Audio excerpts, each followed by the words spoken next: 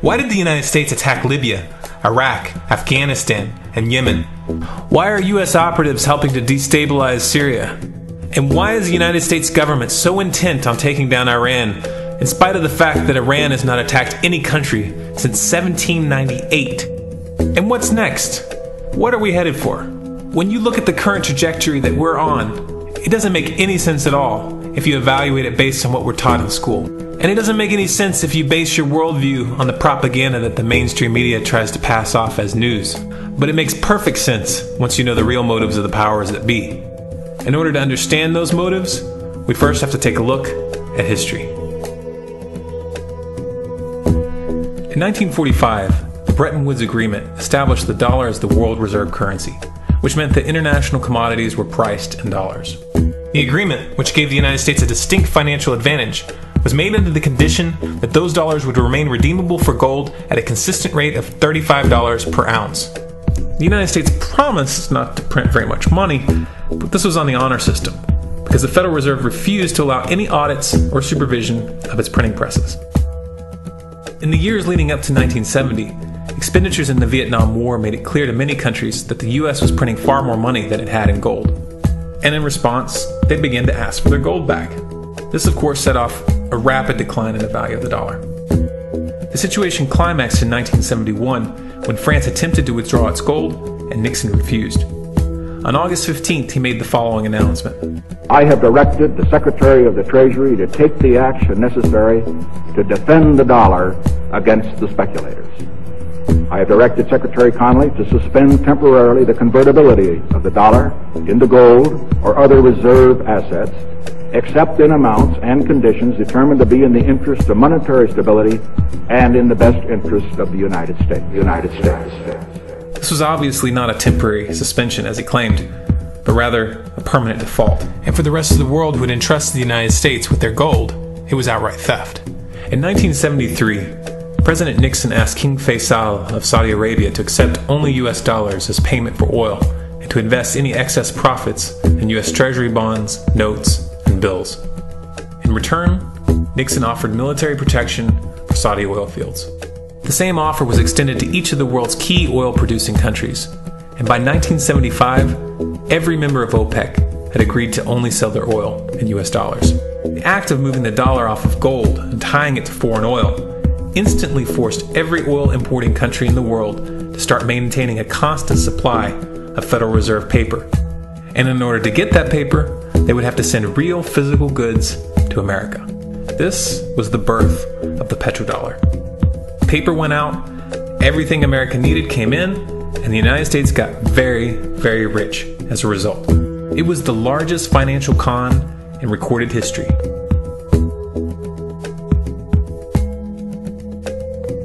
The arms race of the Cold War was a game of poker.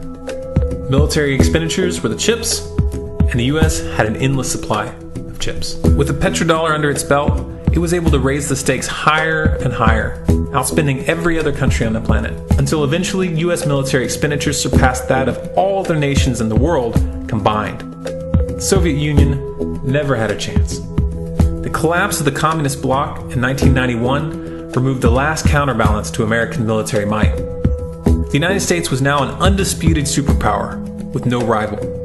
Many hoped that this would mark the beginning of a new era of peace and stability.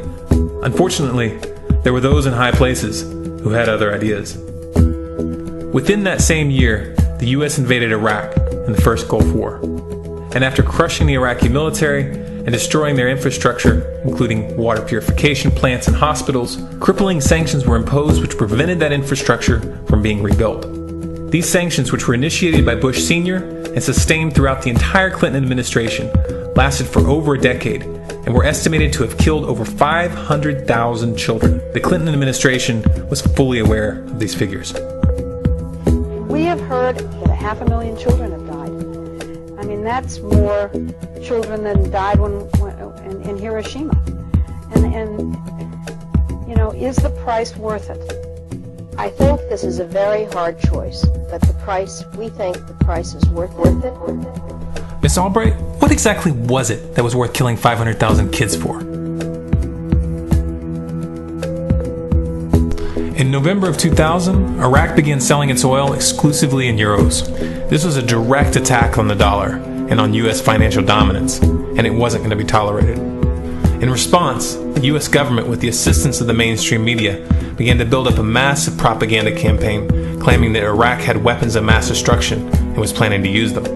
In 2003, the U.S. invaded, and once they had control of the country, oil sales were immediately switched back to dollars. This is particularly notable due to the fact that switching back to the dollar meant a 15 to 20% loss in revenue due to the euro's higher value. It doesn't make any sense at all unless you take the petrodollar into account. So I came back to see him a few weeks later, and by that time we were bombing in Afghanistan. I said, "Are we still going to war with Iraq?" And he said, "Oh, it's worse than that." He said, he reached over on his desk, he picked up a piece of paper, he said, I just got this down from upstairs," meaning the Secretary of Defense's office today, and he said, "This is a memo that describes how we're going to take out 7 countries in 5 years, starting with Iraq and then Syria, Lebanon, Libya, Somalia, Sudan, and finishing off Iran. Let's take a look at the events of the past decade and see if you see a pattern.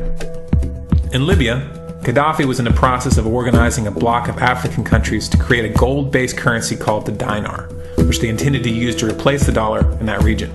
US and NATO forces helped destabilize and topple the Libyan government in 2011, and after taking control of the region, US armed rebels executed Gaddafi in cold blood and immediately set up the Libyan central bank.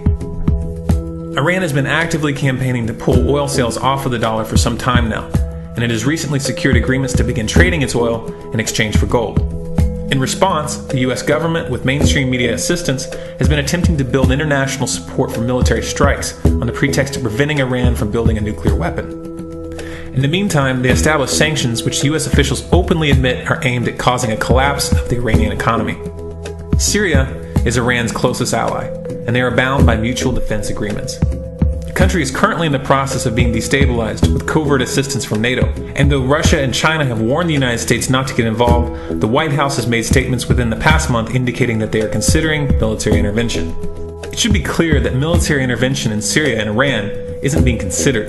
It's a foregone conclusion, just as it was in Iraq and Libya. The U.S. is actively working to create the context which gives them the diplomatic cover to do what they already have planned.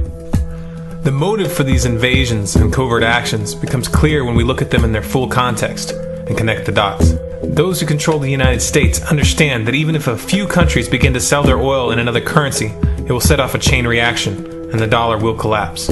They understand that there is absolutely nothing else holding up the value of the dollar at this point, and so does the rest of the world. But rather than accepting the fact that the dollar is nearing the end of its lifespan, the powers that be have made a calculated gambit.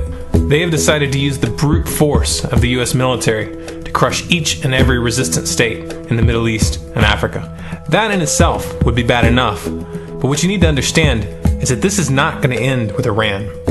China and Russia have stated publicly and on no uncertain terms that they will not tolerate an attack on Iran or Syria. Iran is one of their key allies, one of the last independent oil producers in the region, and they understand that if Iran falls, then they will have no way to escape the dollar without going to war. And yet the United States is pushing forward in spite of the warnings. What we are witnessing here is a trajectory that leads straight to the unthinkable. It's a trajectory that was mapped out years ago in full awareness of the human consequences. But who was it that put us on this course? What kind of psychopath is willing to intentionally set off a global conflict that will lead to millions of deaths just to protect the value of a paper currency? It obviously isn't the president. The decision to invade Libya, Syria, and Iran was made long before Obama had risen to the national spotlight. And yet, he's carrying out his duty just like the puppets that preceded him. So who is it that pulls the strings? Often the best answer to questions like this are found by asking another question. Qui bono? Who benefits? Obviously, those who have the power to print the dollar out of thin air have the most to lose if the dollar were to fall. And since 1913, that power has been held by the Federal Reserve. The Federal Reserve is a private entity owned by a conglomerate of the most powerful banks in the world. And the men who control those banks are the ones who pull the strings. To them, this is just a game. Your life and the lives of those you love are just pawns on their chessboard. And like a spoiled 4-year-old who tips the board onto the floor when they start to lose, the powers that be are willing to start World War III to keep control of the global financial system. Remember that when these wars extend and accelerate. Remember that when your son or your neighbor's son comes back home in a flag-draped coffin. Remember that when they point the finger at the new boogeyman, because the madmen who are running this show will take this as far as you allow them to. So how much time do we have left? It's a question I hear constantly, but it's the wrong question. Asking how much time we have left is a passive posture. It's the attitude of a prisoner who's waiting to be taken out to a ditch and shot in the back of the head. What are our chances? Can we change course? Also the wrong question. The odds don't matter anymore. If you understand what we're facing, then you have a moral responsibility to do everything in your power to alter the course that we're on, regardless of the odds. It's only when you stop basing your involvement on the chances of success that success actually becomes possible. To strip the ill-begotten power from the financial elites and to bring these criminal cartels to justice will require nothing less than a revolution. The government is not going to save us. The government is completely infiltrated and corrupts the core. Looking to them for a solution at this point is utterly naive.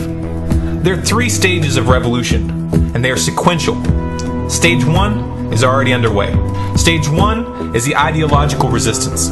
In this stage, we have to actively work to wake up as many people as possible about what is happening and the direction we're headed. All revolutions originate from a shift in the mindset of the population, and no other meaningful resistance is possible without it. Success in this stage of the game can be measured by the contagion of ideas. When an idea reaches critical mass, it begins to spread on its own and seeps into all levels of society.